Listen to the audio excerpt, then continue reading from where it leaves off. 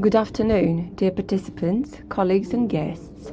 Today, June 25th, 2021, 1 o'clock Moscow time, a live meeting of the Dissertation Council to defend the thesis of Olga A. Bonch-Osmolovskaya for the degree of Candidate of Historical Sciences in the Scientific Major 070009, Historiography, Source Study and Historical Research Methods, on the topic Confucian exegetics in ancient and early medieval China, considered open. By order of the Academic Secretaries in Petersburg State University, Alexander Valentin-Chiknyotov, dated March 31, 2021, I, Alexander Sturzik, Doctor of Philology, Professor, Head of the Department of Chinese Philology of the Faculty of Oriental Studies in Petersburg State University, was appointed the Chairman of the Dissertation Council. The same order approved the members of the Dissertation Council. Let me introduce them. Samuilov Nikolai Anatolievich, Doctor of Historical Sciences, Professor, Head of the Department of Theory of Social Development of Asian and African Countries, Faculty of Oriental Studies, Petersburg State University. Valiyev Ramil Merkasimovich, Doctor of Historical Sciences, Professor, Department of Altaistics and Sinology, Institute of International Relations, Kazan Federal University. In the remote access mode, the Dissertation Council meeting is attended by Emelianov Vladimir Vladimirovich, Doctor of Philosophy, Professor of the Department of Semitology and Hebraic Studies, Faculty of Oriental Studies. Can you see and hear us? The answer is yes. Beroskin Rostislav Vladimirovich, PhD, Fudan University, China. Can you see and hear us? The answer is yes. The applicant is also present with us. Bonch-Osmolovskaya Olga Andreevna. Also, the scientific advisor of the applicant, Doctor of Historical Sciences, Professor, corresponding member of the Russian Academy of Sciences, Director of the Institute of Oriental Manuscripts of the Russian Academy of Sciences, Popova Irina Fedorovna, is also present at the meeting. In order to improve the quality of communication, I ask you, dear colleagues who are in the remote access mode, to turn off your microphones, but please don't forget to turn them on when you're given the floor. I would also like to inform you that audiovisual recording of our meeting is being conducted, and live broadcast on Petersburg State University website, simultaneous translation of speeches from Russian to English and vice versa is being carried out. On the screen of the live broadcast of the meeting of the Dissertation Council, the email is currently indicated, where during the meeting all listeners can send questions to the applicant to express opinion concerning the content of the thesis and the presentation of the applicant, the current scientific discussion, and thereby take part in the scientific discussion. These questions will be sent to me by the technical service, and I'll voice them during the discussion. Questions should be directly related to the applicant's presentation and the content of the thesis. It's obligatory to indicate the name, position, and place of work of the author of the question. Questions are not related to our scientific discussion, thesis discussion, text and evaluation of the thesis itself, as well as anonymous question, will not be voiced. In accordance with the procedure for awarding the academic degree of Candidate of Sciences, academic degree of Doctor of Sciences, Petersburg State University, improved by local regulations of Petersburg State University, hereinafter the procedure. Meeting of the Dissertation Council is considered competent if at least 2/3 of the approved composition takes part in its work, but not least than 4 people. Our Dissertation Council consists of 5 people. All 5 are present, including 2 council members in remote access mode, with audiovisual contact provided. Thus, there is a quorum. I ask the employee of the Department of the Support of the Activities of the Dissertation Council, Curator of the Defense, to issue a turnout list. I established the following rules of procedure for today's meeting for the Dissertation Council with a total duration of approximately 2 hours. First, brief information of Chairman about the applicant and the documents submitted by the applicant's scientific degree and their compliance with the established requirements. Answers to possible questions, 5 minutes. Short presentation of the applicant for scientific degree reflecting the main research points, 15 minutes. Questions to the applicant strictly according to the report, no more than 2 minutes per question. Answers of the applicant are more than 5 minutes for everything. Speeches of all the members of the Dissertation Council alternately, with the assessment of the thesis research and the presentation of the applicant, as well as with the questions and suggestions for the thesis. 10 minutes per speaker. Speech by the chairman with the assessment of the dissertation research, approximately 10 minutes.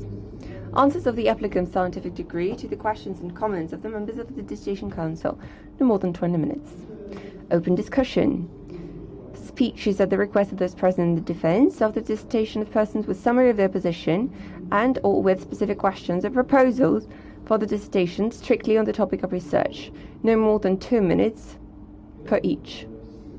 We ask all those who wish to check in on the registration list and introduce themselves before the performance. A presentation by the chairman, the question addressed to the applicant, received during the discussion of the speech and in the process of scientific discussion during the live broadcast of the meeting of the Dissertation Council on St. Petersburg State University website. I'd like to draw your attention to the fact that written questions, the announcement of which takes more than 2 minutes, will not be voiced. 10. Answers of the applicant, no more than 2 minutes per question. 11. Speech by scientific advisor of the applicant, no more than 3 minutes. 12. Discussion by the members of the Dissertation Council members before the open vote of the result of the defense, during which the sound of the broadcast is muted, about 5 minutes. 13. Open roll call voting, counting of votes by the chairman of the Dissertation Council with the subsequent entry of the result into the minutes of the meeting. 14. Making decision awarding or not awarding an academic degree. 15. Concluding remarks of the applicant, no more than 2 minutes. Dear colleagues, are there any questions or objections to this regulation? If there are no objections, I'll move on to the implementation of the rules of the meeting.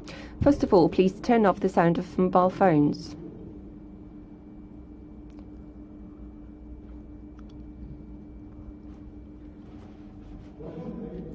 Dear members of the Dissertation Council who are in remote access mode, please do not turn off your phones for prompt communication in the event of a technical failure. Thank you for your understanding. So I'm starting to conduct the meeting. We start with the chairman's brief report. Bonch-Osmolovskaya Olga Andreevna's dissertation for the degree of candidate of historical sciences and scientific major 070009, historiography, source studies and methods of historical research on the topic Confucian exegesis and antiquity and the early Middle Ages, the historical typology, Confucian commentary, was accepted for defense by the Order of Scientific Secretary of 29th of December 2020, number 12223/1. Bonch-Osmolovskaya Olga Andreevna wrote her thesis on the basis of the Institute of an Oriental Manuscript of the Russian Academy of Sciences. The scientific supervisor is Doctor of Historical Sciences, Professor Corresponding Member of the Russian Academy of Sciences, Popova Irina Feodorovna. The number of publications of the applicant in which the main scientific results of the dissertation are stated, according to the list presented, are 5 works. In peer-reviewed scientific publications from the list approved by the Ministry of Education and Science of the Russian Federation, 5 publications. There are no publications indicated in the scientific database of Web of Science and Scopus. The applicant submitted to the Academic Secretary of St. Petersburg State University a complete package of documents for acceptance for consideration and defense of the thesis. All documents correspond to Clause 12 of Section 3 of the procedure. All documents submitted by the applicant, according to the information that I have received from the curator, meet the requirements and are stored in the applicant's certification file. The copies are also in the possession of the employee of the Department for Support of the Dissertation Council, who is now attending the meeting. Before giving the floor to the applicant, I have a question to the members of the Dissertation Council. Dear members of the Dissertation Council, do you have any general question for the applicant, including whether there is a need to announce the entire list of documents submitted by the applicant for defense?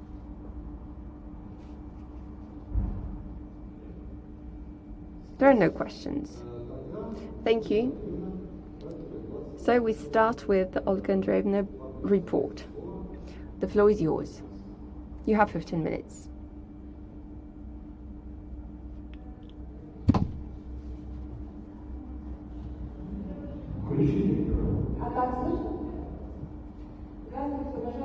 Good afternoon, dear members of the Dissertation Council, as well as those present at the meeting.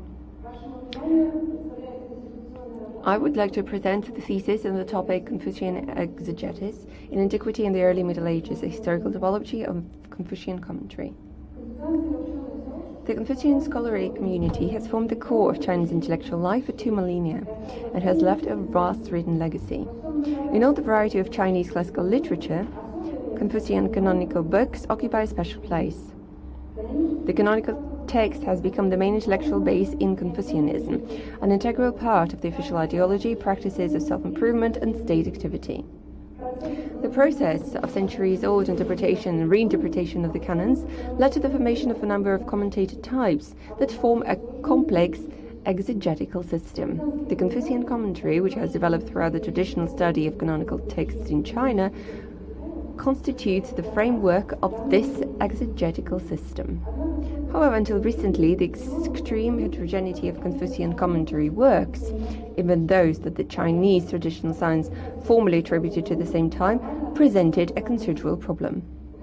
In this regard, the development of the methodology for the orderly description of a multitude of written documents and their unification into certain groups, as well as the reliable attribution of commentary works to one type or another type. Unfortunately, the problem of typology of Confucian commentary and the logic of the development of Confucian exegetical thought itself have far remained on the periphery of both domestic and world sinology.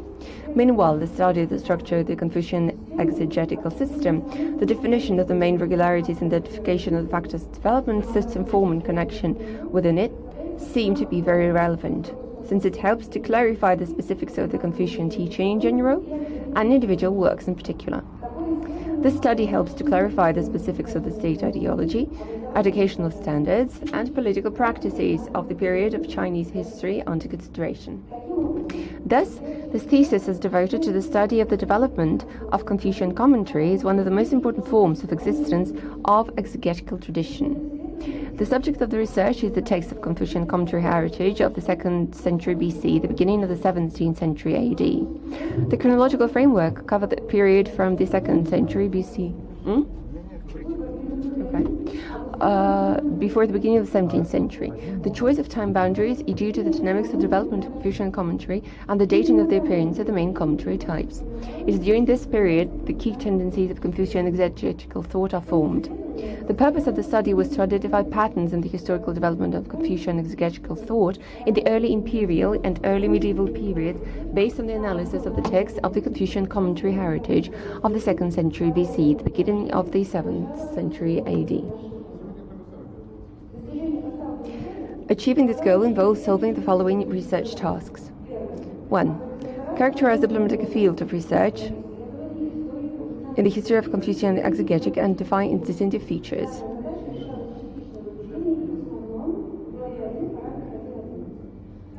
It was solved in the introduction in Chapter 1. 2. Establish the semantics of the term canon, commentary, in conceptual and terminological apparatus of Confucian exegetical thought, and reveal their aesthetic characteristics by examining the Confucian understanding and phenomena of traditions and innovation, author's opinion of the commentator. That was solved in Chapter 1, Paragraph 1-2. 3. To determine the criterion for building historical typology of the Confucian traditional commentary. Solved in Chapter 1, Paragraphs 1.22. The 4th task was to analyze the feature of the genesis and development of the main types of Confucian commentary. This task was solved in Chapters 2, 3, 4, since each of the chapters explored the types of Confucian commentary characteristic of the time period considered in the chapter.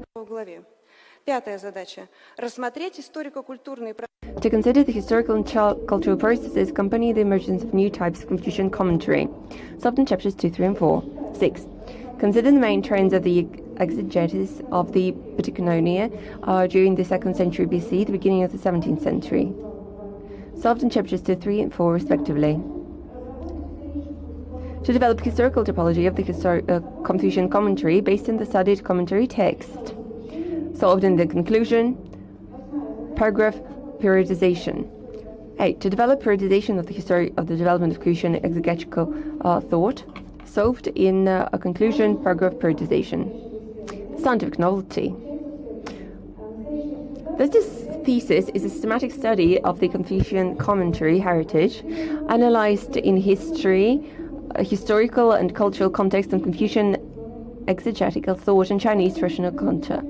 The dissertation conducted a source study of the feature of the genesis and historical development of the main types of Confucian commentary, as well as key tendencies and patterns of development of the Confucian exegesis, Pentacanonia, in the early imperial and early medieval periods.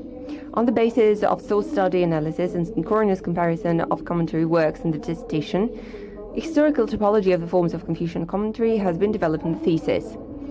The work also developed a periodization of the history of Confucian exegetical thought. Finally, a number of commentary works are introduced into scientific circulation. The historical context of their creation is considered, as well as information about the compliers.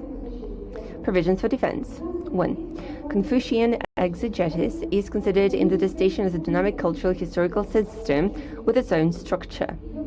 Its design development took place within the framework of the general historical process of development of Chinese intellectual culture.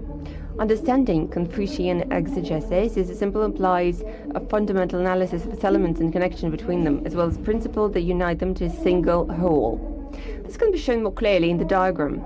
The textual framework of the exegetical system was formed on the basis of the canon commentary dichotomy, and the emergence of new types of commentary gradually complicated the system. A set of different types of commentary taken in relation to the authoritative tradition is a subject for analysis. Deviation from this tradition was thought by Confucian scholars as deviation. So special measures were invented to legalize the private opinion of the exegete, for example in the form of a court dispute, which is reflected in the diagram, or four components were constantly in a situation of close interaction. Second, provision for defense. The issue of the peculiarity of development of Confucian commentary is one of the key problems in the study of Confucian exegesis.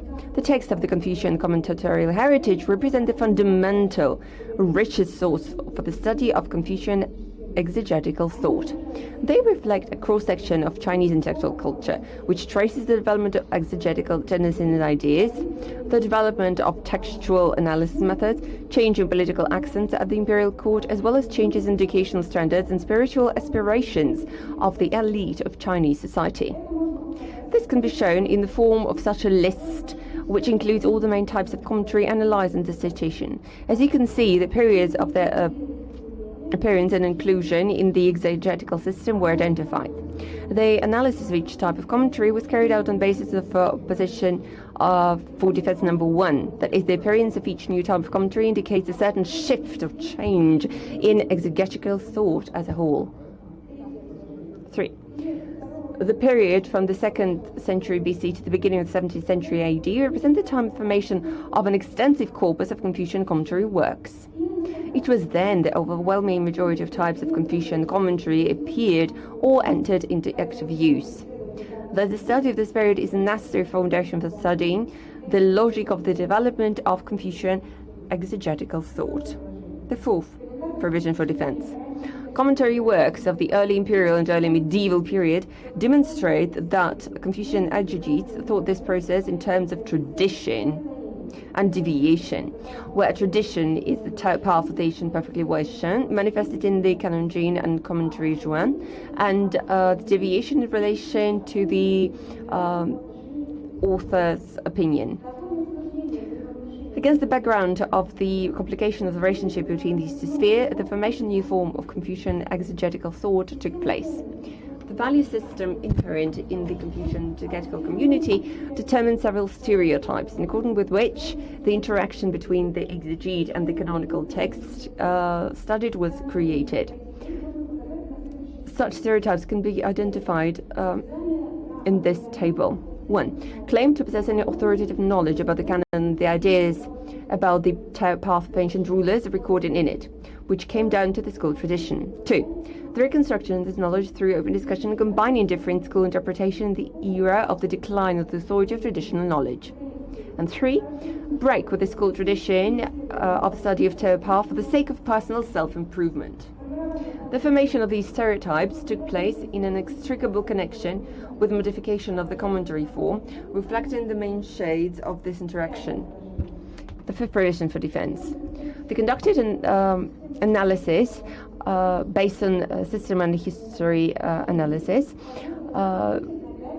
allowed to identify 5 main groups of Confucian commentary works: traditional authoritative comments, scientific critical comments, polemical comments, encyclopedic summary comments, and subjective authors' comments. The dynamics of the emergence and inclusion in the exegetical system can be seen in the table. They are linked to certain periods in the development of exegetical thought.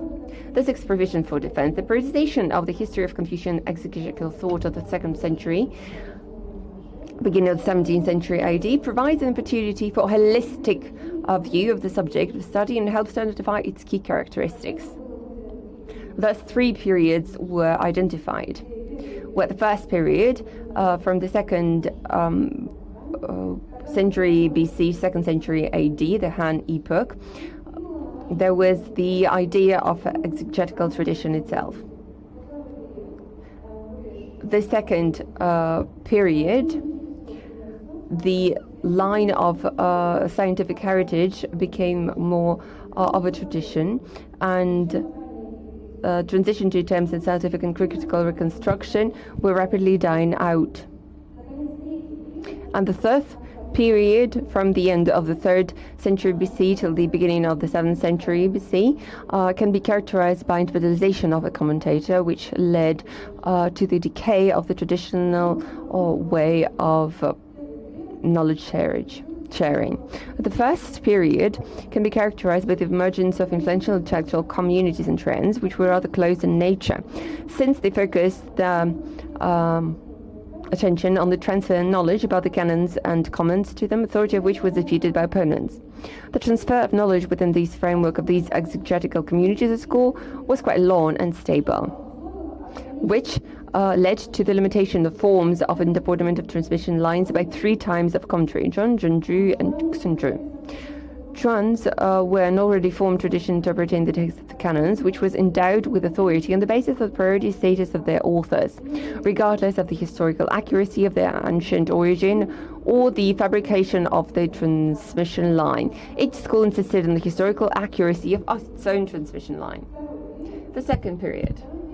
During the second period, there was a transition attempt at scientific and critical reconstruction of authoritative tradition that was rapidly dying out. The attempts to bring different interpretation together led to the fact that different interpretations were selected from different traditions, those that seemed the most reliable and valuable.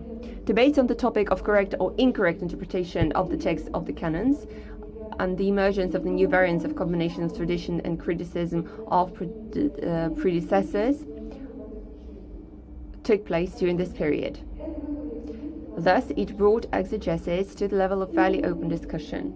And finally, the third period. The tendency to subjectivize and individualize exegetical research is clear-cut. It's the time of crisis Confucian thought, which needed to expand the problem field by including a number of elements of Taoist philosophy in its discourse.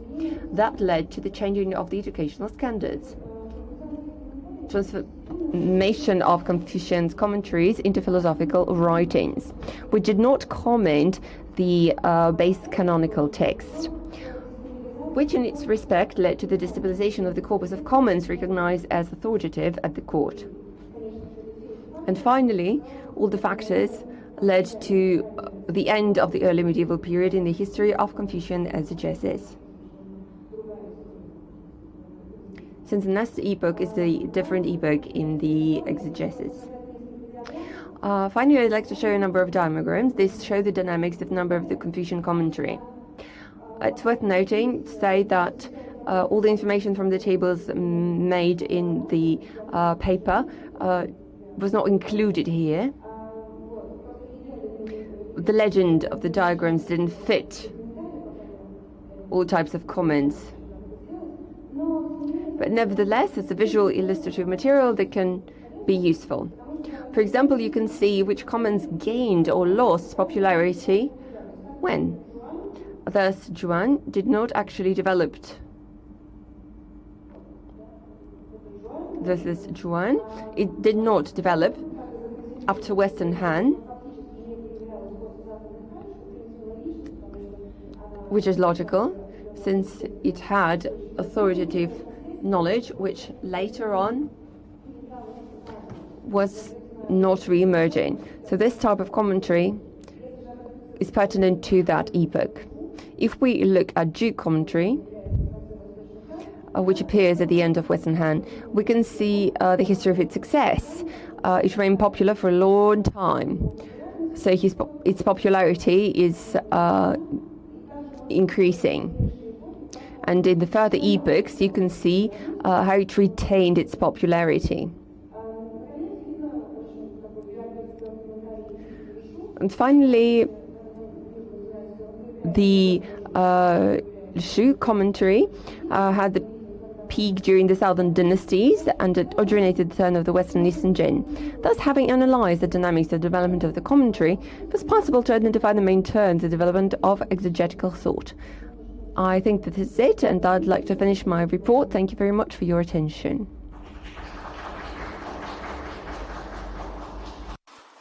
Спасибо, Ольга Андреевна. Вопрос к членам диссертационного. Olga Andreevna, thank you. Are there any questions to the applicant based on the presentation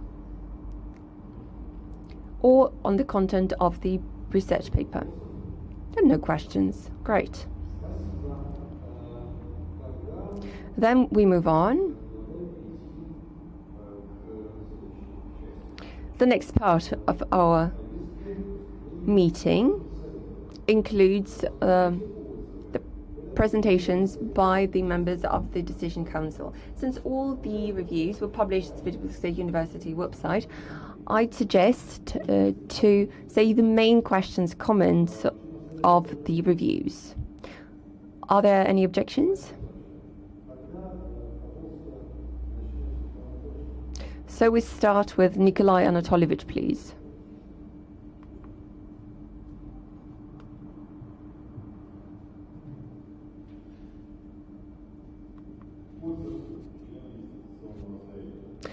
So the review. The dissertation, the thesis, is devoted to problems of the historical typology of Confucian commentary. The relevance of this dissertation research does not cause doubts and is due to the fact that the Confucian canonical texts, for many centuries, have not only been intellectual basis and structural component of the official ideology, but also became a significant factor in the self-identification of the Chinese. And the comments on canonical texts, in turn, are an integral part of Confucian teaching, who was preserved by the representatives of scientist community Xi. Thus, the study of the topic makes it possible to understand many historical phenomena that took place in the intellectual and socio-political life of China throughout its long history. However, this relevance of the thesis is associated not only with the scientific and theoretical significance of the task set by the researcher, but with the need to better understand the modern social and political life of the Chinese People's Republic of China, which is impossible without in-depth study of intellectual history of China. The scientific novelty of the thesis lies in the fact that this work fills a major gap in the study of dynamics of Confucian exegetical thought, in particular Confucian commentary heritage. The thesis conducted a source study features of the genesis and historical development of the main types of Confucian commentary, as well as key trends and patterns of development of the Confucian exegesis Pantikononia in early imperial period. A number of commentators' essays are being introduced into scientific circulation. The object and subject of research are clearly defined by the author and are not objectionable. In the research, the author draws on the original text of the Confucian commentator heritage of the 2nd century BC till the beginning of the 17th century AD. The focus of this work is on the study of Confucian exegesis, which is viewed as a dynamic cultural historical system with a structure of its own. Bonch-Osmolovskaya notes that its design development took place within the framework of general historical development of Chinese intellectual culture.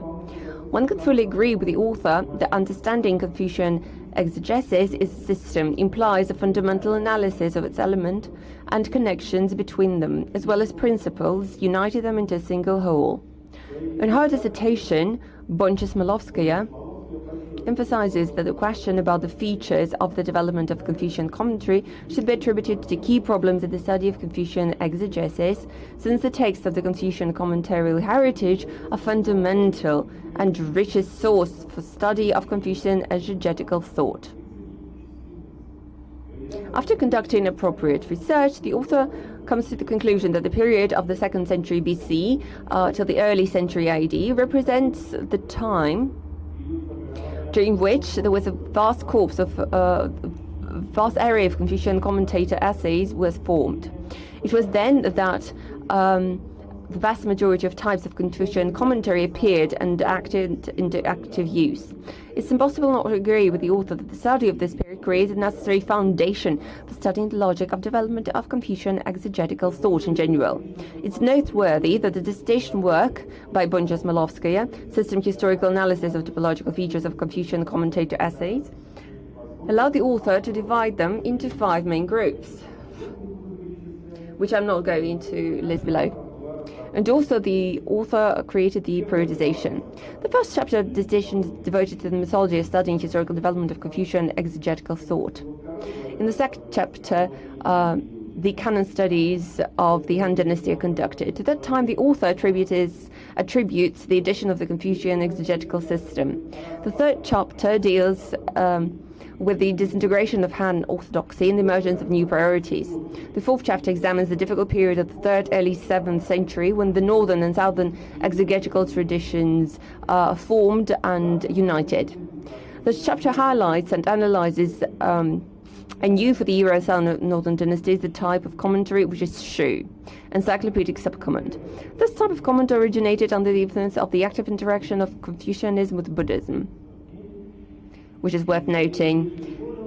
Based on the above mentioned, it can be stated that the structure of the thesis is well thought out, logical and conducive to acceptance of the content of the work and subsequent conclusions. Well, I'm not going to talk about the formal aspects. The volume is right and the translation is also correct and adequate.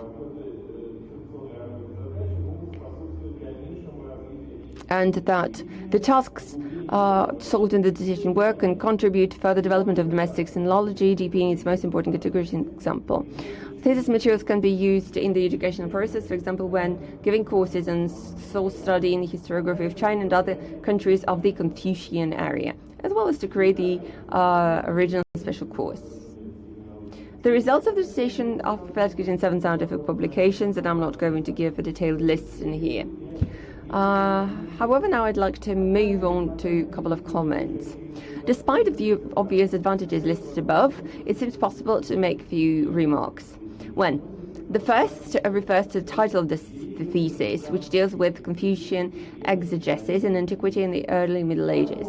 Maybe such a formulation would be appropriate in the 1960s or 80s, when Russian historiography was dominated by the formation approach, and the corresponding periodization of history was adopted. However, by now, the overwhelming majority of Russian sinologists convinced that if the use of concept antiquity in some cases is acceptable, the terms medieval China or Chinese of the Middle Ages are devoid of meaning. So according to Doctor of Philosophy Marina Evgenievna Kravtsova, their use in domestic science is extremely undesirable, as it leads to not only false interpretation of the Chinese cultural and historical processes and realities. Well, this is an extreme formulation, but without long discussion, I'd like to say that the term Middle Ages in relation to its individual stages is permissible only when in those cases when parallel events that took place in China and Europe are considered. In other cases, it's better to find a more adequate formulation.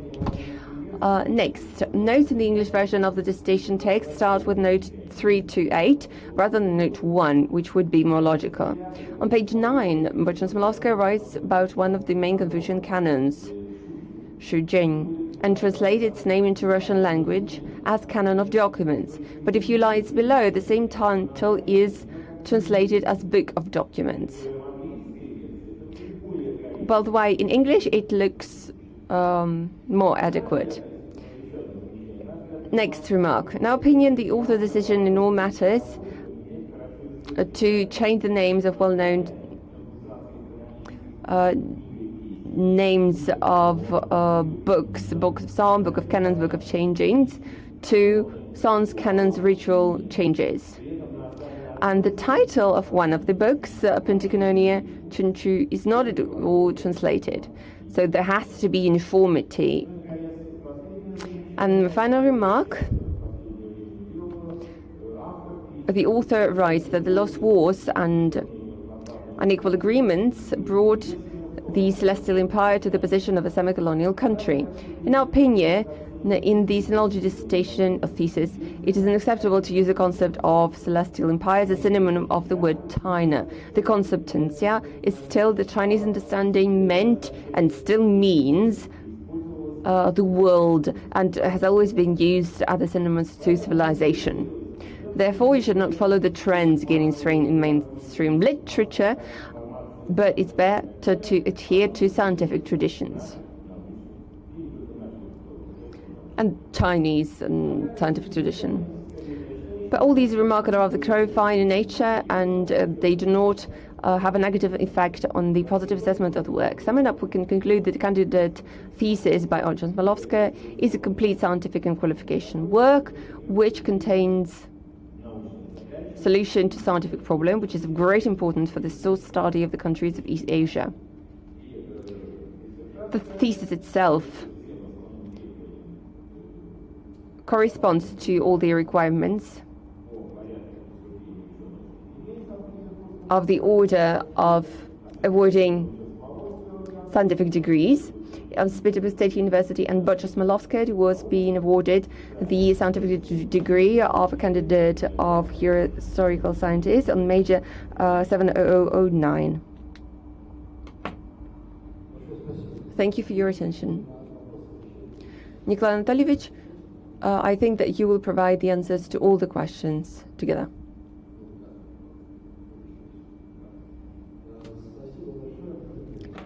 Thank you very much.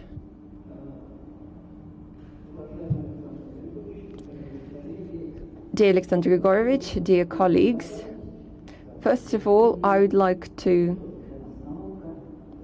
thank you for this invitation. There's also science for us. This shows the appraisal of not only very important sinological studies in Specialisation State University, in St. Petersburg and throughout Russia. We think that this is a very important interaction. I'd like to say a few words and conclusions related to the thesis. Bonch-Osmolovskaya, Olga Andreevna. In my opinion, the thesis presented for defense is clearly well written and has a very high theoretical and applicable historiographic and cultural value. It is worth noting that this topic and many aspects of this topic, the phenomenon of Confucian exegesis, starting from the 2nd century BC to the 7th century AD, is of crucial importance, not only within the framework of the Russian sinology, but in the relation with the Chinese historiography and American and European historiography as well. Thus, this research thesis is important not only in terms of assessing the tradition, which started definitely not from Alexeyev but much earlier,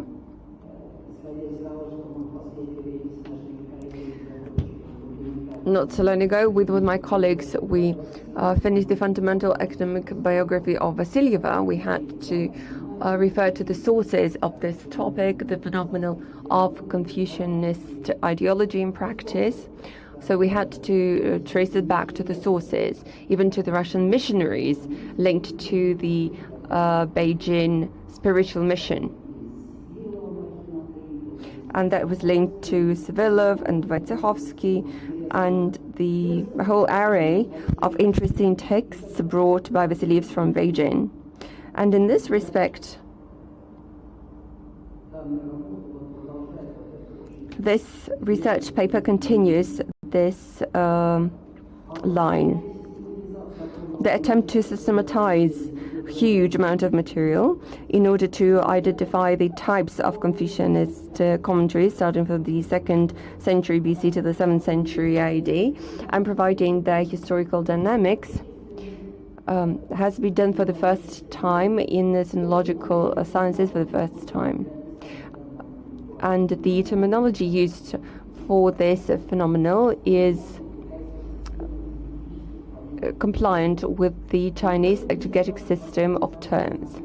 The tables, which reflect the main characteristics of the commentaries of different epochs and periodization of the Confucian exegetic thought from the 2nd century BC to the 7th century AD, makes it clear that the conclusions by the author are based on critical understanding using the historical base of original works and historiography, especially a large number of materials used with the Chinese historiography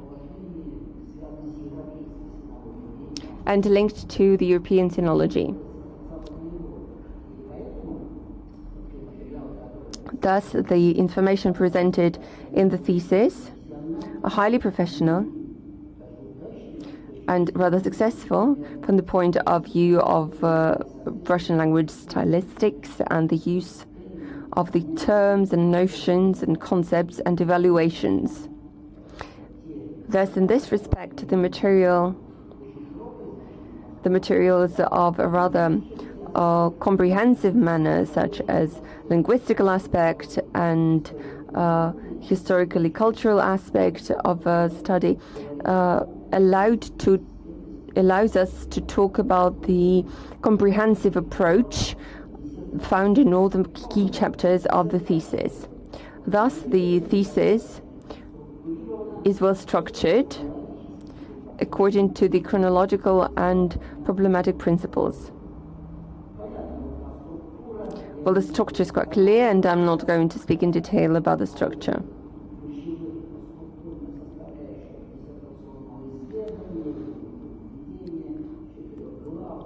It consists of introduction, 4 chapters, conclusion, and a list of reference. In my text, you can find the analysis and evaluation of the first chapter of the thesis, where emphasis is put on the methodological and theoretical aspects of the research, of the traditional Confucianistic exegetic tradition of thought. And in my opinion, these theoretical and methodological approaches are important when conducting this comprehensive estimation of this dynamic cultural, historical, and spiritual system. The materials linked to the topic of research presented in chapters 2, 3, and 4 provide the main information about the phenomenon of exegesis in a type of evolution from the periods of the 2nd and 3rd centuries and so on, and especially the materials related to so-called Chinese classical Middle Ages, although I'm also very critical about this a term or notion, yes. But maybe the tradition here is of crucial importance. So these chapters, in my opinion, provides the comprehensive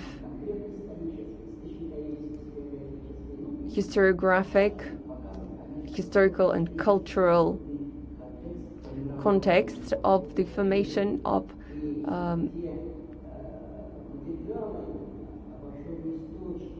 and the materials, sources, and conclusions seem to me a professional author's influence in the philosophical, historiographic, and cultural challenge.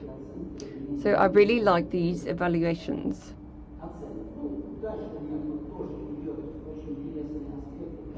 Then I also talk about the meaning of historiographic value and the historiographic conclusions related to the modern sinology,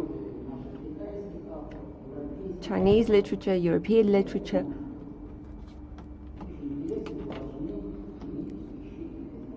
thus it has specific importance in terms of its applicability.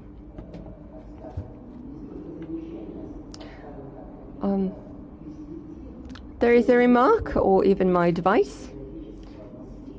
If we talk about our domestic heritage, we know that the author starts from Alexeyev, and then this plethora of students, Alexeyev, Shotsky, and modern researchers who, in one way or other, discuss this phenomenon. I would like to pay attention to the phenomenon on our first sinologist, especially Vasilyev, who is not only a historian of Chinese literature.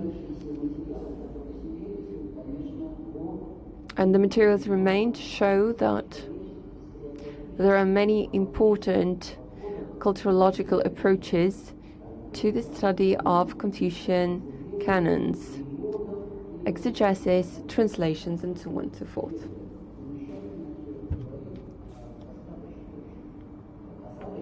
Thus, the thesis shows a very high level of research. Dear colleagues, I'm not going to continue, and the main conclusion. The thesis of Bonch-Osmolovskaya on the topic Confucian exegetics in ancient and early medieval China towards a historical typology of Confucian commentary corresponds to all the requirements by the order of St. Peter's State University, and Olga A. Bonch-Osmolovskaya deserves to be awarded the scientific degree of candidate degree on major 070009. Thank you very much. Thank you very much. Vladimir Vladimirovich? Yes, I can hear you well. The floor is yours. Dear Chairman, dear members of the Station Council, the thesis by Olga A. Bonch-Osmolovskaya, Confucian Exegesis and Antiquity in the Early Middle Ages, Historical Typology of Confucian Commentary, was carried out at a high professional level and shows fair acquaintance with the history of the Confucian exegetical thought. The author looks at the link of the Chinese exegesis with the European situation, studies the idea of traditions, considers the Confucian exegetical system and the types of Confucian commentary, pays attention to the period of the dissolution of the Orthodox polemics and the importance of the educational periods. The thesis is interesting not only for sinologists, but to all the people aware with commentary traditions. The periodization of the history of the development of Confucian commentary and the classification of types of commentary allows the specialists in the Babylonian Assyrian commentaries to identify the earliest commentator traditions. If we compare Russian and Chinese commentary traditions, we can see that the latest commentary known to us date back to the 3rd century BC, the period when Confucian exegesis starts. It can be characterized not by dichotomy in commentary. Previously, there was non-canon, and the commentary arises based on the questions and answers of the teacher and the scholar. If for Chinese tradition we have the polemics between the canon, for the Babylonian tradition this polemics discussion is impossible because of the lack of philosophical and religious schools. And the tables found from different Mesopotamia region do not show that there was polemics. For Chinese tradition, there was such a characteristic trait as private opinions of scholars about canonical text. Babylonian tradition has commentaries with references to literary chains.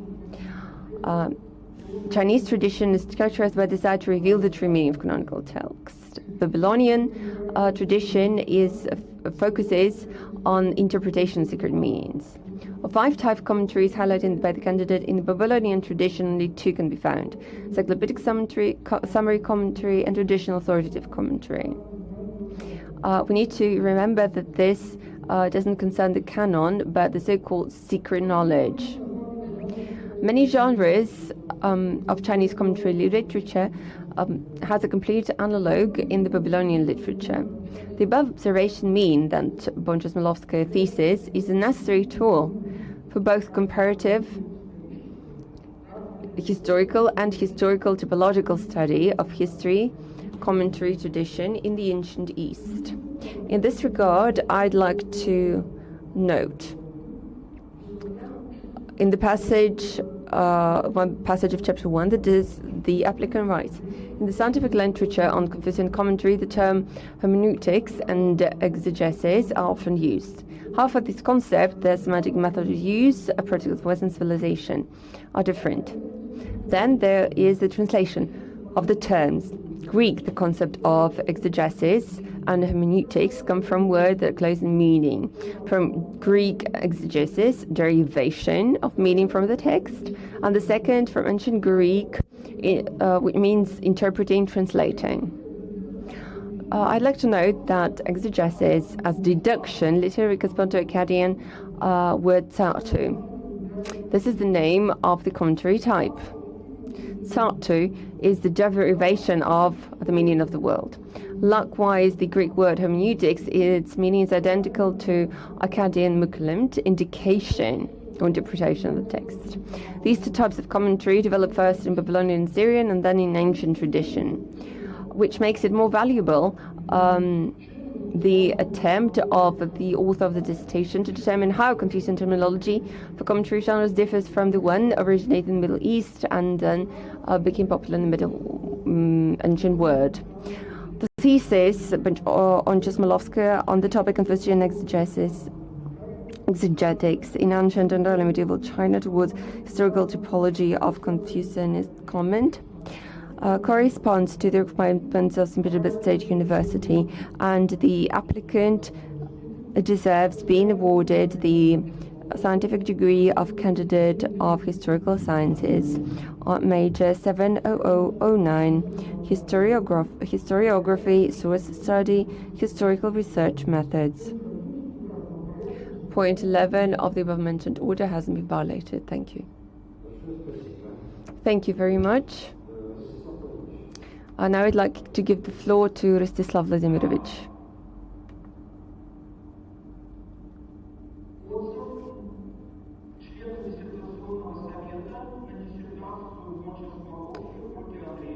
The review of the member of the Decision Council on the topic Confucian exegetics in ancient and early medieval China. Presented for defense. Application of the scientific degree of the candidate of sciences. The work is devoted to the periodization of the history of the Confucian exegetical thought of the 2nd century BC and the beginning of the 7th century, which is undoubtedly a very hot topic, especially in the Russian tradition of sinology.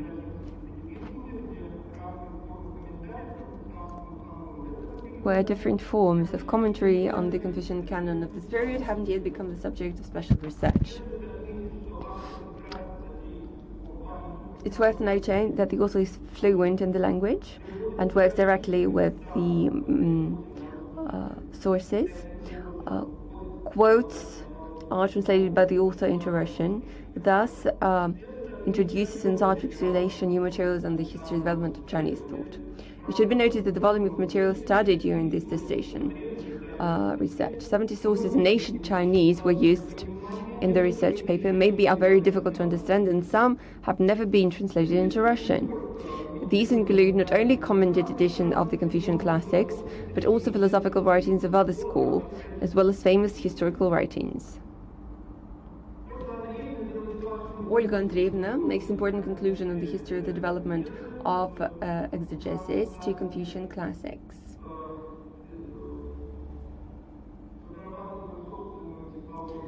The typology of comments is created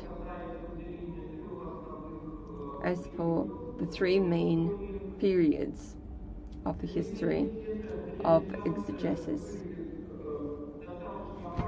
This periodization is quite justified, but drawbacks lie in the fact that the second period, that is the 3rd century AD, is rather short in comparison with the preceding and the following periods. I would also like to say that the thesis lists a number of terms used to denote different types of commentary, and explanations are given for each type of commentary, which helps to understand the meaning. In addition, Olga Andreevna demonstrates some influence in Taoist and Buddhist tradition on the development of Confucian exegetical practice in the period of the late BC, beginning of the 7th century AD. Despite the fact that there was interaction between Confucian philosophy, Buddhism, and Taoist religious philosophical tradition, have already been covered in previous work of both foreign and domestic researchers. The issue of interaction of exegesis practices and the teachers in the given historical period in Russian science hasn't yet been analyzed. Despite all the above-mentioned positive sides of the thesis, there are certain drawbacks. As for the volume of the study of exegesis, as has already been voiced by previous commentator, the following phrase causes bewilderment. In the Russian sinological science, systematic study and translation of Confucian canons began with the works of academician Alexeyev and his students. This statement ignores numerous works of Russian sinologists in the study and translation of the Confucian classics that began in the 18th century. We have already mentioned the works of Vasilyev today. It's worth noting that studying started much earlier, in the 18th century, that is. And if we talk only about the Penticanonia, then the partial translation into Russian was provided by Leontiev in the end of the 18th century. Not so long ago, a translation done in the beginning of the 19th century by Bichurin of the work Shujing was published. Well, unfortunately, these translations are not included in the bibliography. Well, talking about the Old Russian translation of the 4 books, another important part of the Confucian canon is unnecessary. Thus, the work of such leading figures of Russian sinology is ignored. And it starts with the work of the Beijing mission, the second part of the 18th century. The work interprets the ancient books used by the scientists of the early Middle Ages and notes the interpretation of the Confucian canon in literal criticism of the early Middle Ages. And there are references to the work of Luke C. There are no detailed information about the history of the study in domestic science of the text, the carved dragon of literary thought, and the influence of Confucian thought on literary criticism in China in general, for example. And in here we might talk about the works by Lisevich. There was a very interesting thesis by Universitetskaya dedicated to the topic. But these works are not included in the bibliography. As for a very important aspect of interaction between Confucian commentary and Buddhist exegesis, the attention should be paid to the lack of references to contemporary works on the early history of Buddhism in China. A few studies in this area cited, some clearly are outdated. There are no links to the new interpretation of many Taoist, Buddhist exegesis methods. And here I like to cite Victor Mayer, who offers the new understanding of the GE method of the Buddhist Sutra exegesis.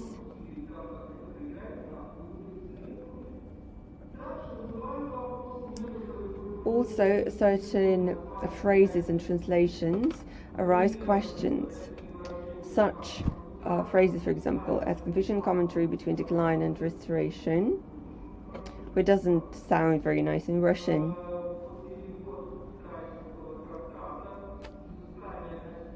And the translation of the Chinese work, Exploration Concerning the Barbarians and the Indigenous Chinese, in my opinion, is not very successful as well. Nevertheless, these are minor issues that do not detract from the significance and high quality of the study. The work by Olga A and Bonch-Osmolovskaya, after necessary corrections and improvements, can be recommended to be published as a monograph. The thesis by Olga A and Bonch-Osmolovskaya corresponds to the key requirements by the St. Petersburg State University order on the rules of awarding the scientific degrees, and the applicant deserves being awarded the scientific degree of the candidate of historical sciences, major 70009. Point 711 of the above mentioned procedure haven't been violated. Thank you very much. And finally, I'd like to present my review. The thesis by Olga Andreevna Bonch-Osmolovskaya, Confucian Exegesis and Antiquity in the Clearly Middle Ages, is devoted to a topic that is exceedingly little represented in domestic and foreign sinology. Moreover, in China, special scholarly studies of canonic commentaries are not overwhelming. Even a complete biographic collection of commentaries on the Confucian canon, both here and the work itself, this case means 13 books of the 13 canoni, haven't been yet complied, and the texts haven't been analyzed according to their typological affiliation. Considering the colossal amount of work required for it, the state of affairs is not surprising, but it often generates some inaccuracies or even errors. All the more important, the stated goal, the thesis, seems, that is, identifying patterns of the historical development of Confucian exegetical thought, starting from the 2nd century BC till the 7th century AD, which involves not only a scrupulous and thoughtful analysis of trends in the creation of these kind of texts, but in the introduction to scientific circulation number of important commentary essays. The question of the study of Confucian exegesis suggests that the researcher today inevitably turns out to be a pioneer in a number of both general and highly specialist scientific fields.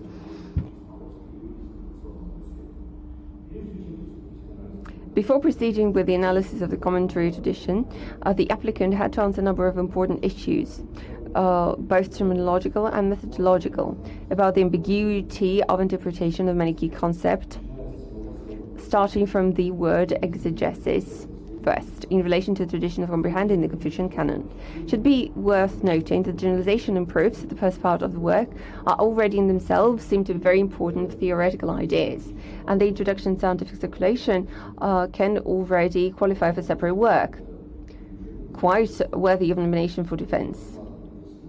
But in the above-mentioned case, this is only the preamble to analytical construction and conclusions of the subsequent parts. Significant merit of the researcher is the clear and convincing systematization of Chinese exegetical terms, typology, commentary, compositions, the hierarchy of types. The applicant demonstrates excellent mastery of material, much superior to the problem under the study. And she relies, in her reasoning, first of all, on a very representative corpus of ancient Chinese text, approaching later studies very thoughtfully and very critically, which is more than justified. Then I provide detailed analysis of the work, which can be seen on in my review published on the website. The language is rather good, and it has a good theoretical and practical base. There are certain contradictory phrases, such as Tchaikovsky's stage of geoexistence, which seems rather funny, and they have to be edited and thus look much better. Then I'd like to voice a couple of recommendations. The reference system, assuming complex multi-letter abbreviation, the coding of which is given in the work, has a stable tradition of its application in many scientific words. But for reading, it appears very complex and requiring context reference to the specified list. Well, it is in a way convenient, but not quite easy. It's much easier to look at the references which give the name. It might look less academic and more cumbersome, but much easier to work with, really. As for those who more familiar with the next issue, the question of distrust in China, the canonical interpretations, seems much older than the late 19th or 20th century. It rose really repeatedly during the return to antiquity movements, when they called to bring back to life a letter not distorted by paraphrases, namely the spirit of the ancient ritual. Han, in his letter to Minister Men, wrote about it.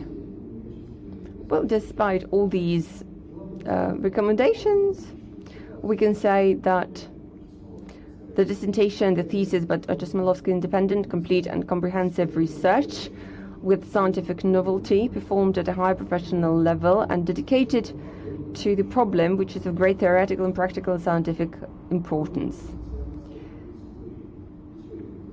Along with the specialists in history and theory of Confucianism, this work will be undoubtedly be useful to researchers of the history of China, Chinese philosophy, textual criticism, and a number of other scholars studying the Confucian canon.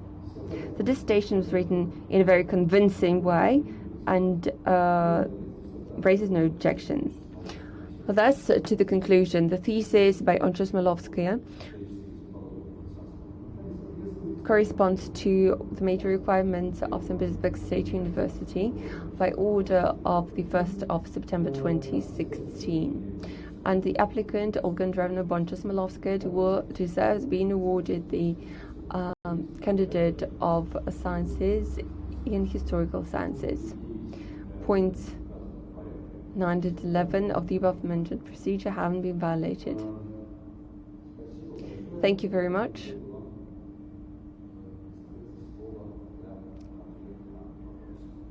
I would like you to give the floor to answer these questions.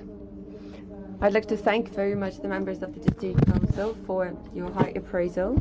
I would like to give information about the remarks. So I will answer according to the reviews. Nikolai Anatolyevich, thank you very much for your review. The first question was about the periodization of history.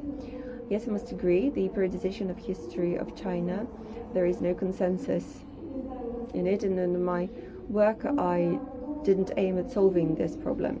But for the sake of using the easy way, I used the periodization used by European studies, where the Middle Ages continue till Sui.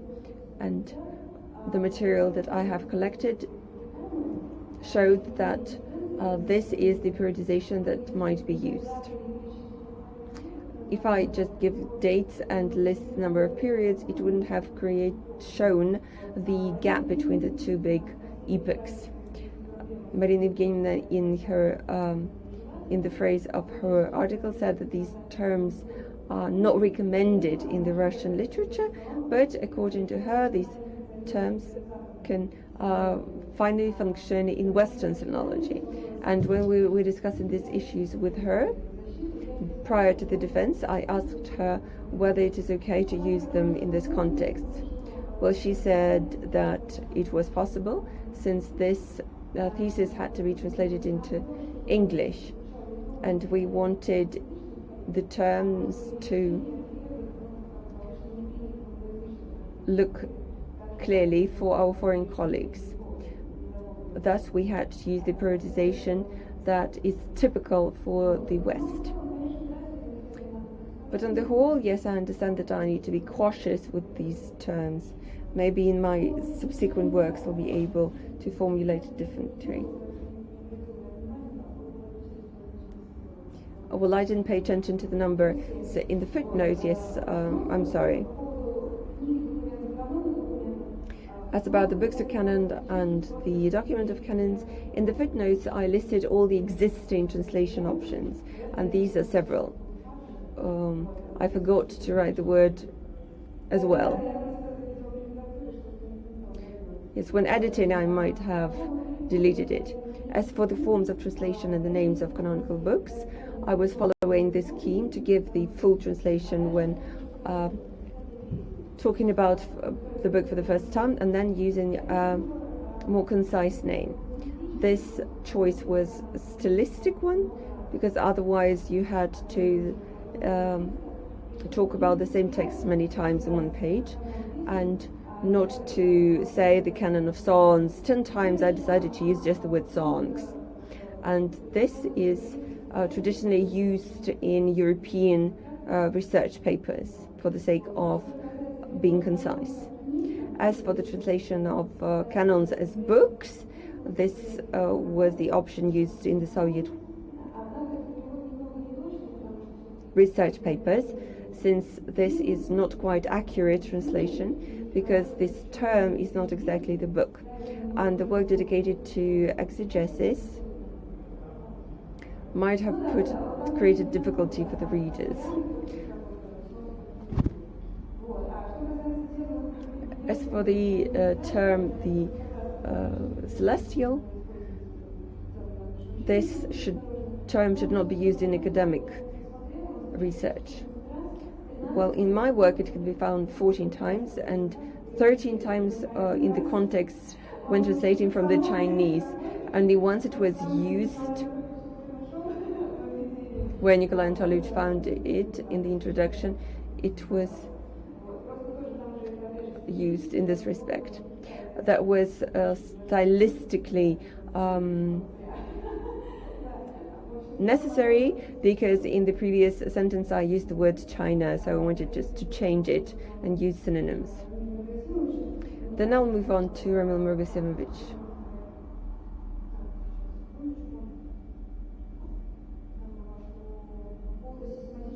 Ramil Murgasimovich, about the systematic studies. I'd like to answer all the questions about historiography. The thing is that the systematic study of Confucian classics in canons started from Alexeyev, because it was there when there was a course not only to translate certain canonical text, but to study the commentary traditions to the text. And when I say systematic, I mean not only the translation or research of the text, which could be found in the sinology of 18th and 19th century, but with accompanying comments. For example, one translation was already published with a commentary, and Alexeyev's students also published it in such a way, although they didn't have time to accomplish everything they wanted due to the repressive movements. In the introduction, I mentioned only the works which are directly linked to the studies not of canons as such, but as the traditional interpretation, the exegetic practice, that's it. I do understand that it would have been better to analyze the works of the major scholars of sinology. So in the future I will increase this historiographical review. And if my thesis had to include that part, then I had to include much more into it, and it would have been similar to a doctorate degree. I understand the limitations of my work, and I will improve my work. Vladimir Vladimirovich, thank you very much for your review. Having read it, I was very thankful and pleased for your comparison of the material of the thesis, that is Confucianist exegetic tradition and Babylonian Assyrian tradition. In the perspective, it is one of the projects that I would very much like to do, not just to compare the language, but to put the traditional Confucian exegetics and to show it within the contexts of other traditions. It is an interdisciplinary project based on the study of the traditions of the East. So thank you very much for the ideas that you have voiced in your review.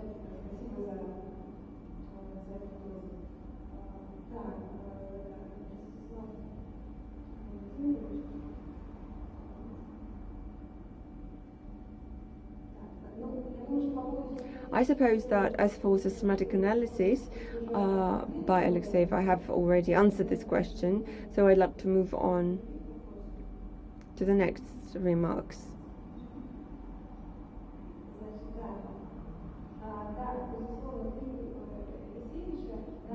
The book by Lisevich will have to be mentioned. As for the text itself, I based my ideas on the fact that this text is well known to sinologists, but it was not the subject of study for this thesis.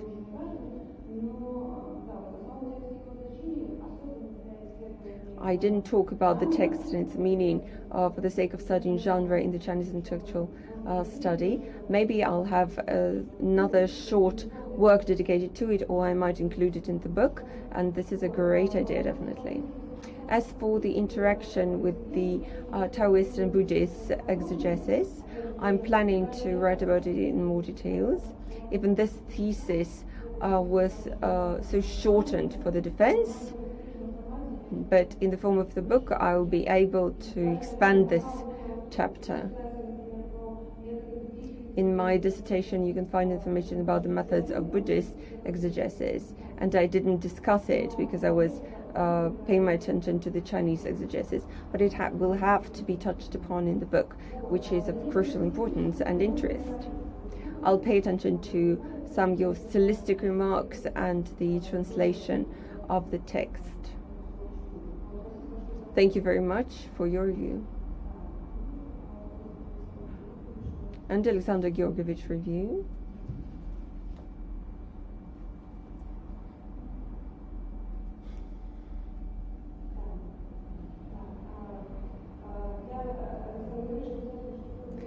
I will have a look at the phrases and the formulations and polish with the text and the style.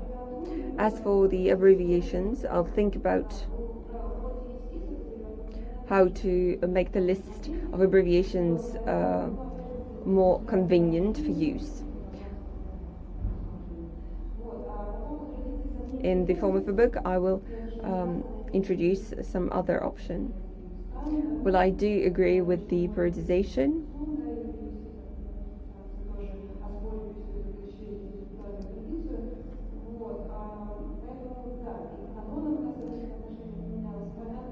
During different periods, the attention to the canons changed, and different political figures and scientists also influenced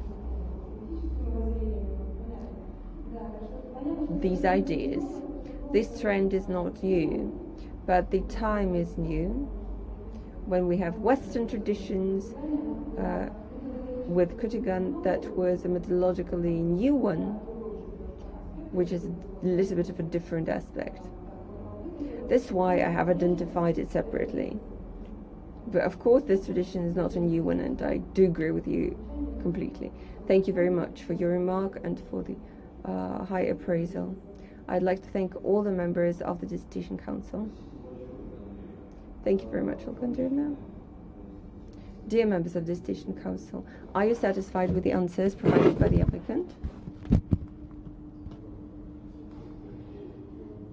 Coming back to the first point, the issue of Middle Ages in China, I have already mentioned that I wouldn't like to have a discussion because it is huge topic for discussion. What I'd like to note is that you followed the Western Japanese tradition, and there is a large discussion, and there is a different parts, ancient China, Imperial China, late Imperial China. So one of the trends that you've mentioned is rather limited. So it is open for discussion. And as for the Japanese, there was its ground for it.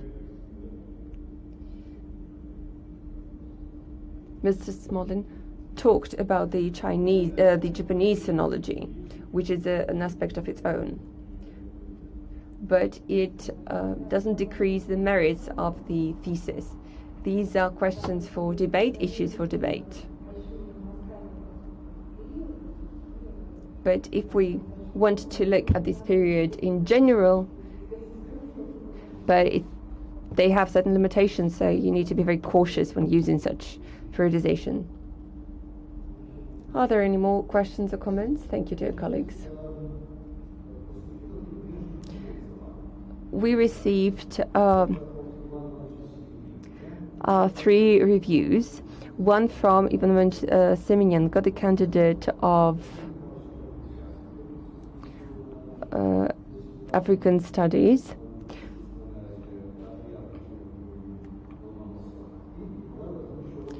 Kompetence, and Rudenko, Russian Academy of Sciences.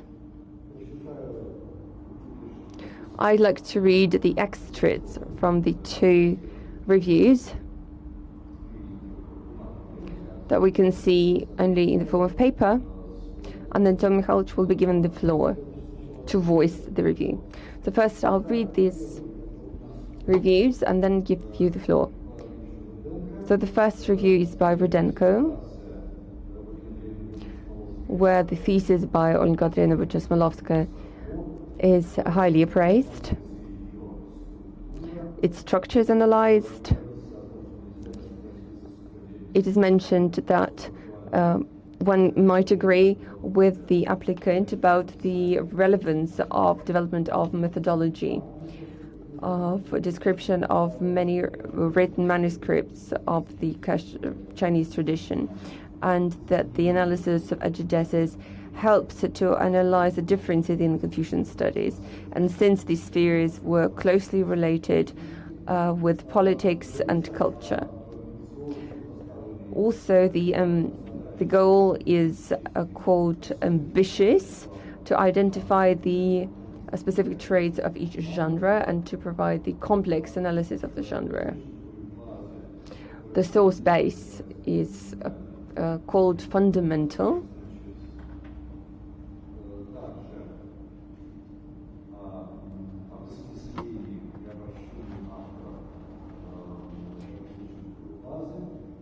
And the way the author analyzes and generalizes on the base of the source base.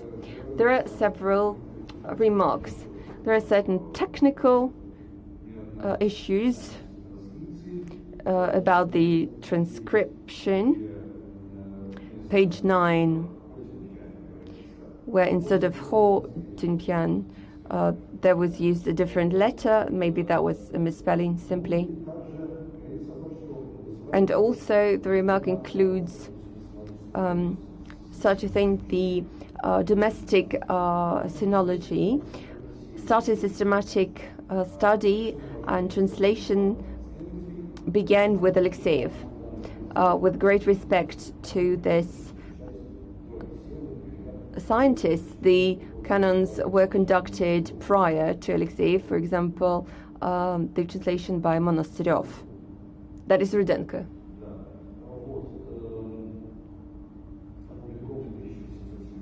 And this translation was published in 1880 and 1876, and the researcher of the Confucianist canons, and the applicant has just given us information about these issues. But all the above mentioned disadvantages do not underpin the merits of the work, and the work corresponds to all the requirements of the thesis for a candidate of historical sciences.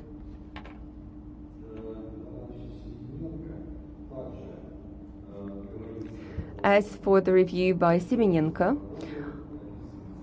it mentions the advantages of the work, describes the structure of the work. Nevertheless, there are a number of issues for discussion, but these are not the disadvantages of the research, but the perspective of future study of the topic. One of the issues is related to the problem of difference between hermeneutics and exegesis. Very often they are viewed as close terms. Exegesis viewed as a kind of hermeneutics. Another issue arises when defining the Confucianistic canons as closed text. If we talk about Western sinology, articles and volumes, for example, volume Imagining Boundaries 1999, have been issued with thesis, with this theory that the Confucianistic canon was not fully closed. During the Han epoch and prior to that epoch, the canonical texts were not fully closed. Thus, we got such an example as the four books. Another issue relates to the thing that the thesis has a rather limited approach to the key Han commentary, Junzoi. These are all issues for discussion, but they do not undermine the merits of the thesis. And Olga Andreevna Bonch-Osmolovskaya deserves being awarded the scientific degree of candidate of sciences in the historical sciences.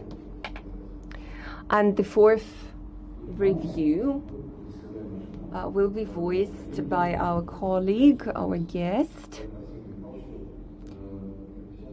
Artemy Mikhailovich Karapetyanets.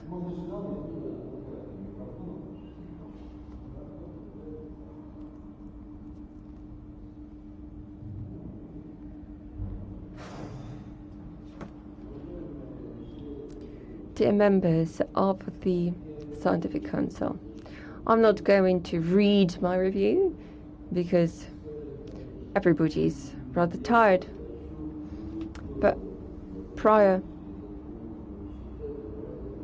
to the remarks, I'd like to pay your attention to one of the issues. In the last review by Simenenko, it has a very positive appraisal of the work by the person, by Simenenko, who was the first to translate the text of commentaries in scientific way, which I consider of key importance. In this respect, I'd like to note that the issue on the school of Alexeyev, which arose once again. There is a misunderstanding. The applicant talked about it partly when she said that she views commentary as a so-called system. But I think that we should pay attention to one more issue. The study and the translation of the canon is impossible without commentary. But in here, we deal with the study of commentary as such. The commentary is an indispensable part of the text, of perception of the text. And for the first time, this perception was created by academician Alexeyev. The relation to the commentary as of its own distinct value. When publishing the 4 books,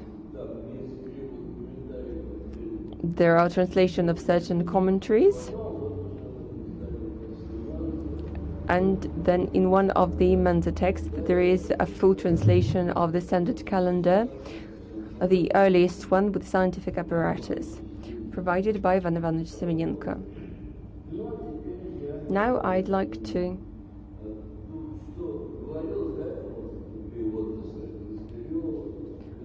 we've mentioned Monasteryov.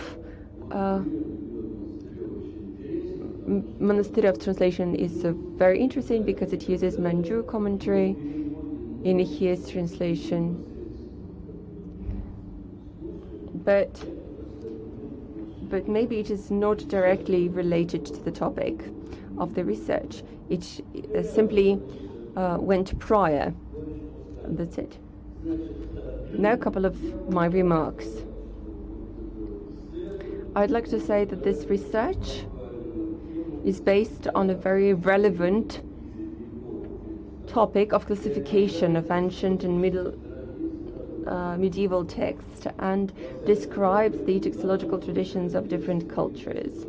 And the texts in the Chinese language and the tradition of Orthodox scientific school are taken into account. The detailed classification of the specific textual material of alternative orthodoxal exegesis. The author demonstrated great grasp of the material, the understanding of the type of the texts of the comments, and the manuscripts of commentator tradition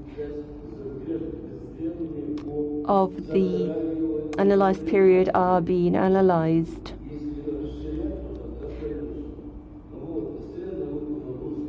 The works of Russian and foreign researchers are being analyzed. And the research is done according to the best practices of the historic research of antiquity and early Middle Ages. St. Petersburg School and Irina Fedorovna Popova are the representatives of this school.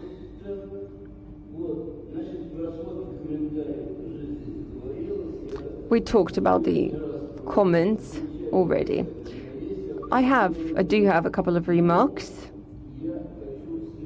but what I want to say is the following. The detailed analysis of the terms that meant the notions close to our notions of canon and commentary allowed the author to show the tradition from within in much detail. In particular, it was demonstrated in real material that our notions of commented and common text in its extremest form are similar only to the extreme points, canon Zen and Zhenzu. The other terms opposed to the canon of Zhuan, text of mixed character, are very often not linked to exegesis. The semantics of the names of this text shows it. And this has been wonderfully analyzed by the author. The work justifies the exegetic Confucianistic system as interaction of commentary and commentator text as base elements which form a hierarchical relationship and create a uniform intellectual area. The work is highly academic. The translations were done at very high level if we talk about the understanding and interpretation of the material, and if we talk about the Russian stylistics as well.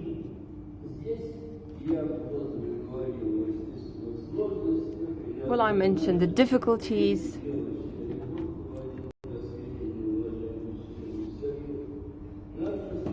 What I want to say is that the author managed to overcome all the difficulties very successfully and created research full of novelty. And this material was not prior researched and systematized and generalized. And the practical value of this material is extremely important, not only from the point of view of adequate scientific description of textology, philology, and philosophy, and the applicant successfully works on this level as well. But the results achieved allow us to compare Christian and Confucianist exegesis, thus two foundings of civilizations. Thank you for your attention. Thank you very much, Artem Mikhailovich.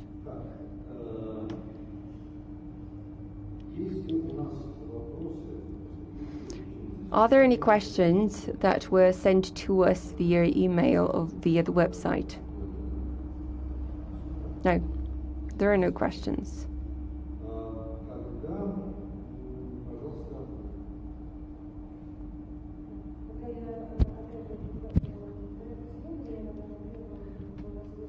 Then I'll answer to the remarks in the order as they were voiced. As for Rudenko, as for the technical flaws and transcription, I will pay attention to those factors, and it was my mistake, and I will improve the text. And as for the types of the names of the canons, I will choose the unified approach. As for the systematic research by Alexeyev, I have already answered to that issue. The review also voiced the idea that the provisions for defense, 1 and 3, they seem to be so well researched that maybe they shouldn't have put for defense. But the idea is the following, that the Confucian exegetics is a key issue in the thesis. That's why we decided to focus on this aspect as well. As for the review by Semenenko, I'd like to thank Semenenko for this review, and I'd move to certain issues for discussion. Ivan Ivanovich talked about the interaction between hermeneutics and exegesis.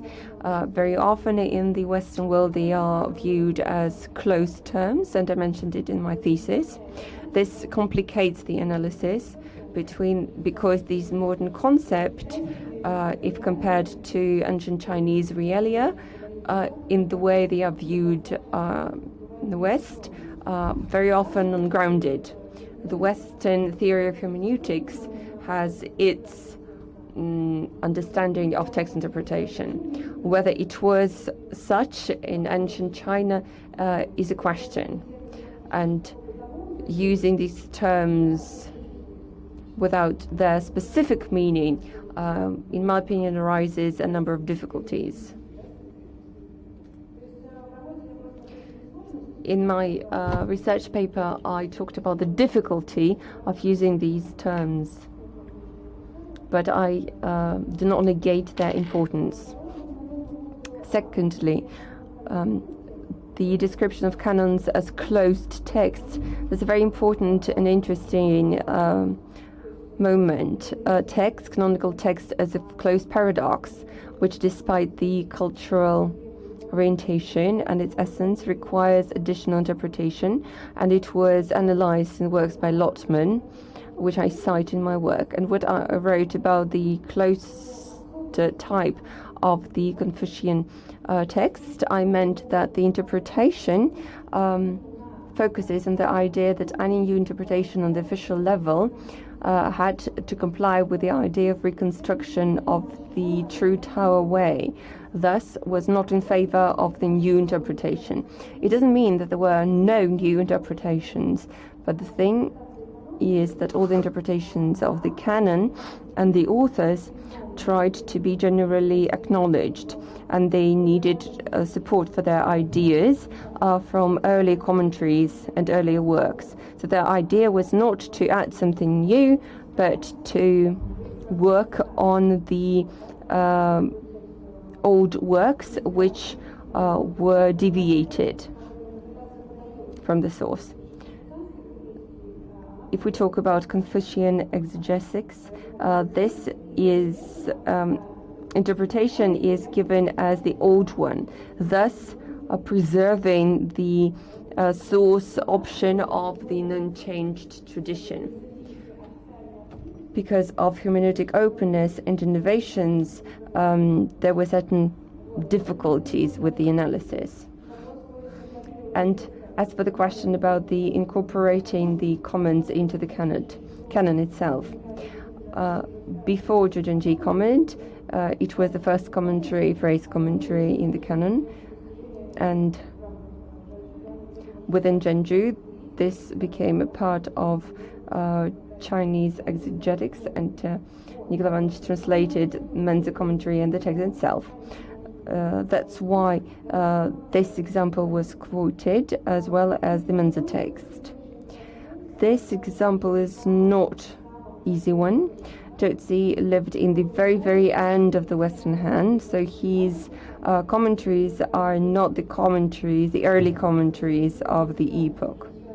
Chen Xuan died in 200 and Chen Si died in 2001.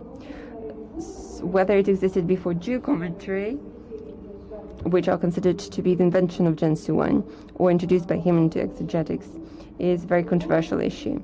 Another difficulty is that in the tractate work, this commentary is voiced as Zhu. Thus, it caught a floating interpretation because of its formal characteristics, since it was incorporated in the text of the canon, and the further bibliographist considered it Zhu. That's why it's a very difficult example, and we didn't get the Western kanji. I think it's very unlikely that they were incorporated in the text of the canon. In the classical traditional sources, this is usually attributed to the Zhu comment.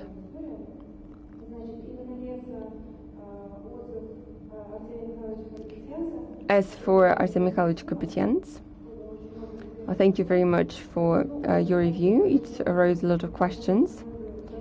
I'll start with mentioned Zhu commentary because it was not included in the tables. Arsen Mikhailovich paid attention to that. It's quite simple. Menza was not canonized during the Khan epoch. That's why it didn't form a part of the Khan epoch. Because it's not logical to include the commentary which was not part of the canon in the table. It would have made the analysis of the trends much more difficult. But maybe I'll go outside the analysis of exegetic literature. As for Lucy, the theoretician of literary fictional critic, Lucy is the person who wrote in a perfect way about perfect text. There is no contradiction. He was a theoretician and a perfect person and wrote perfect texts. But I didn't mean that he was not a practitioner. As for, let's see, historians, whether these are historians or histories, we have no information whether Confucius followed any Lucian historians. This is why we have used parallelism of, in this case, of translation. Maybe it is rather controversial. Maybe I'd better leave histories here and then think about it. And as for the phrase devu, it might be translated as there is no interpretation of ancient words.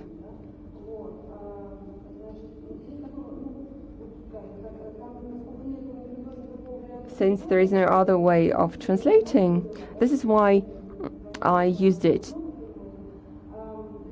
There are only two characters and a lot of phrases in the translation.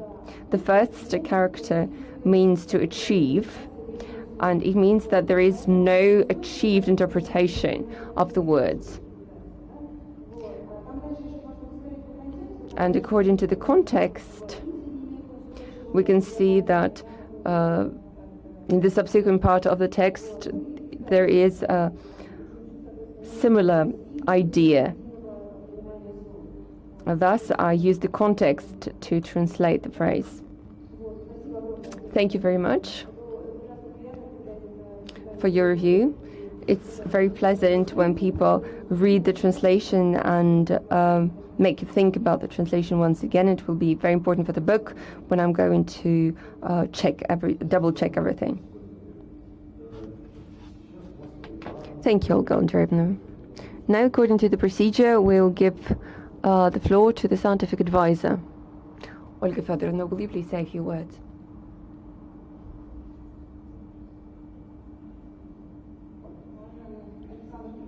Dear Alexander Georgievich, dear colleagues, first of all, I'd like to thank St. Petersburg State University for this defense. We all know that because of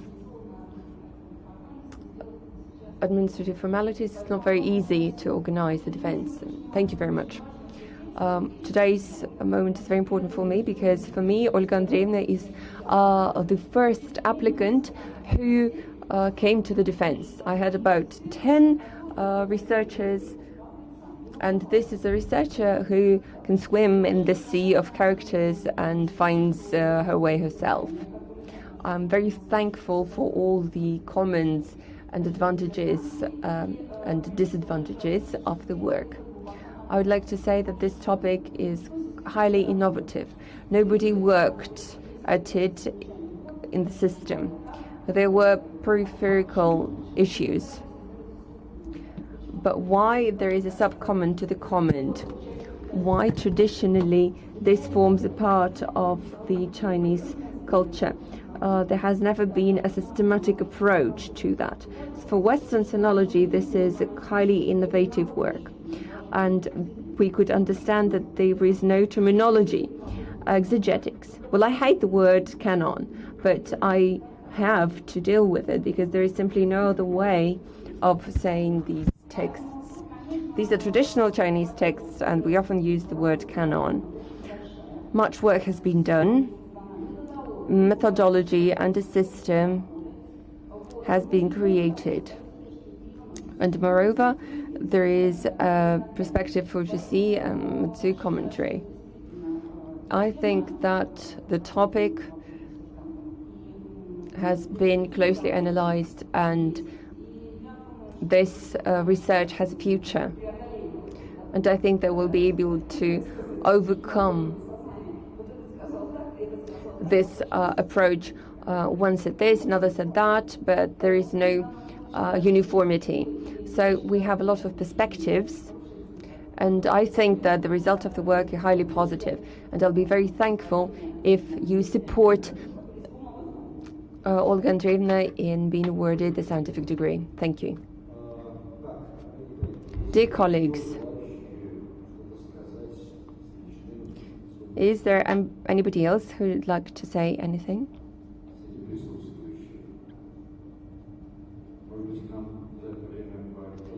Have we received any questions via email? No.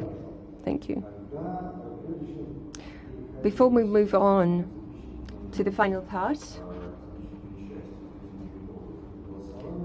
conclusions and the voting. I'd like to ask the members of the Dissertation Council. To the members of the Dissertation Council and the applicant, any remarks or questions about the procedure, including the remote access mode? Any questions or remarks? No? No?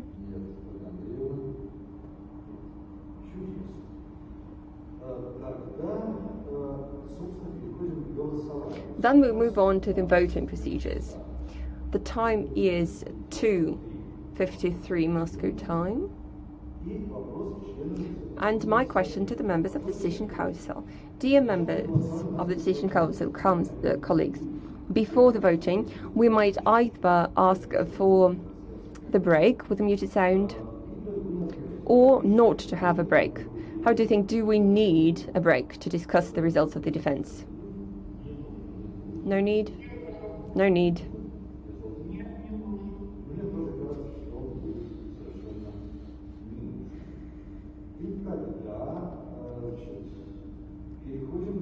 Then we move on to the voting procedure.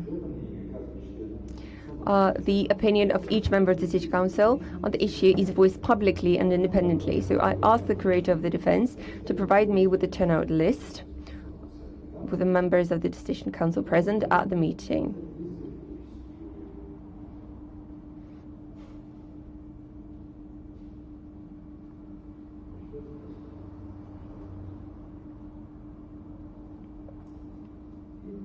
Thus,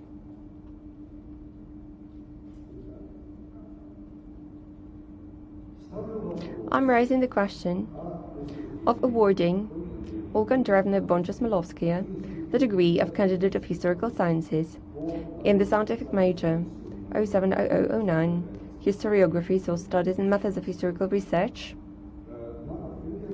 by an open roll call. I remind you that the decision of the Decision Council on the issue of awarding an academic degree is considered positive if more than half, at least 3 members of the Decision Council who participated in the meeting, voted for it, in accordance with Clause 23 of the procedure.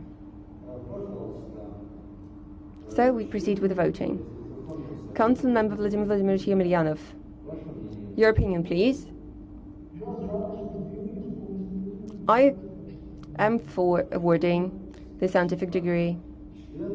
Council Member Nikolai Anatolyevich Samoilov, your opinion, please. I'm for awarding the scientific degree. Thank you. Council Member Ramil Mirgasilovich Valeyev, I am for awarding the scientific degree on the major 7009. Rostislav Vladimirovich Biroskin, the member of the council, I'm for awarding the scientific degree. And I, the chairman of the council, Alexander Grigorich Strochuk, I agree with the awarding of the scientific degree. So we have 5 votes for. Nobody against, nobody abstained. Thus, the decision to award Olga Andreevna Bonch-Osmolovskaya the degree of Candidate of Historical Sciences in Scientific Major 070009, Historiography, Source Studies and Methods of Historical Research, is adopted. My congratulations to all the people present and our applicant. And the floor is given to the applicant for the final word. When it's time for the final word, I understand that I'm a very lucky person because I have so many people around me whom I'd like to thank for my years at university, when doing postgraduate studies and now when working. It's a great pleasure for me. I'd like first of all to thank St. Petersburg State University for the opportunity to defend my thesis here, for the members of the Dissertation Council who are present at the meeting, both online and offline. I'd like to thank you all for taking part in this defense, for your reviews, for your ideas voiced. This is of high importance. I'd like to thank my scientific advisor, Irina Fyodorovna Popova, with whom we've been working starting from 2014. And this postgraduate studies is the best I could have dreamed of, and the place of my work is the place where my dream. And my scientific advisor has always supported me. And when I was in China for 2 years, Irina Fyodorovna supported me to stay there for 1 more year, and that was highly necessary for my work. And my first articles were so meticulously reviewed by my scientific advisor that I had to change a lot. I couldn't have dreamt of a better scientific advisor. Thank you very much for your support and your scientific advice. That was absolutely great. I will always remember these years as the best years of my life. I have a marvelous family, and I'm very thankful to my parents. Well, unfortunately, my father and my stepfather didn't live up to this day. I know that they would have been very happy about me, and having read the geological works of my father on archaeology, it was that time when I started thinking about certain scientific ideas that were later implemented in my work. My mother, who went out for a second, I want to say that I thank her so much for her love and her support. She was my first scientific advisor, although she's a historian and Slavist, but general historian methods, a general approach, scientific approach could be felt, and our atmosphere at home created a positive environment for my personal research work. I'm very thankful to everyone. When I went to Nankai, my scientific advisor was a Professor Confucian who's dealing with Han exegetics, and he advised me on many issues. And I wrote some of the articles under his supervision. I'm very thankful to Professor Confucian, who is present at Specialisation University as an exchange program student. He's a great researcher who is a role model for me in a way. If we talk about the accuracy of source analysis, I'm very happy to have been to Nankai and meet these people who have inspired me so much. I'm very thankful to my friends who from my childhood and during the pandemic support me at my defense. All my friends are marvelous. Some have come from Moscow. Although we work in different fields, they work in physics and mathematics, and I work with sonology in China. Nevertheless, they listen to me and listen to my ideas about Confucian exegetics. I'd like to thank Misha for being here, for Sasha coming here. I'd like to thank everyone who couldn't come but is watching it online. I'd like to thank Vasily Mikhailovich, who is the most important person in my life, and every day is there for me and listens to me and appraises me and gives me certain advice. I thank everyone who've come from Moscow to the defense itself. Thank you, Artemy Mikhailovich, who wrote a review and came here despite the pandemics to take part in the defense. Thank you very much.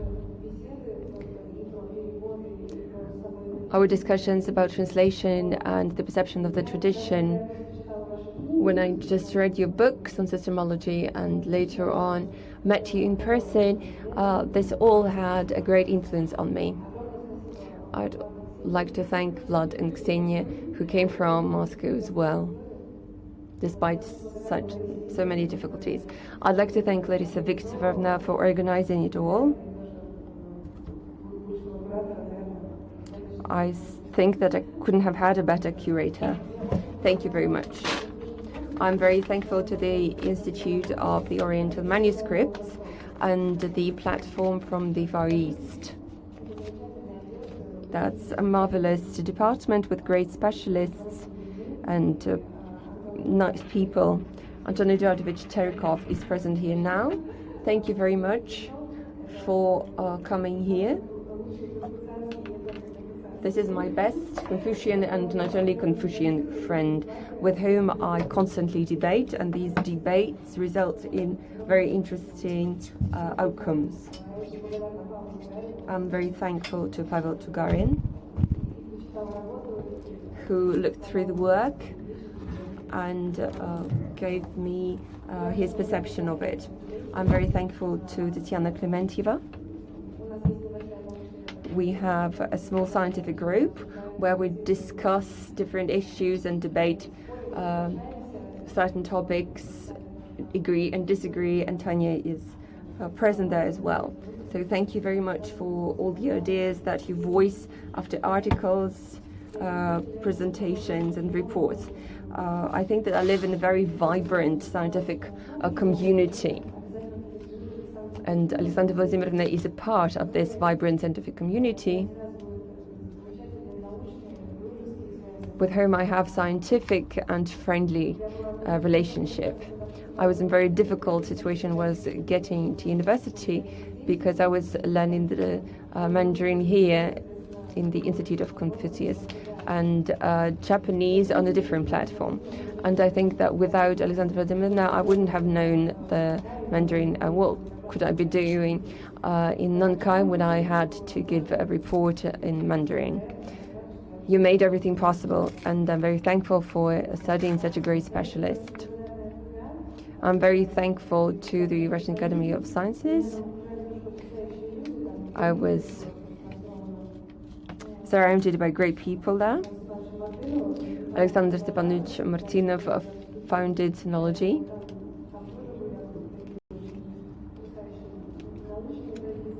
It has great scientific traditions where we had the seminar discussing ancient Chinese texts. And without this institution, I wouldn't have become the specialist I'm becoming now. And I wouldn't have studied the second language, which I need so much when doing my work. I'm very thankful to all the friends, to all my family, to all the colleagues who have been supporting me throughout all these years. Fedor Kubasov, with whom we conduct a seminar on Japanese shorthand, who's a great specialist, and we have been friends almost since childhood. So I'm very thankful to all the people surrounding me, and this is all that I'm wishing for. Thank you.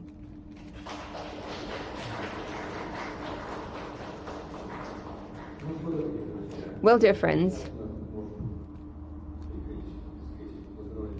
now I suppose that we can congratulate the applicant, and our meeting is declared closed. Thank you all for participation. Спасибо всем.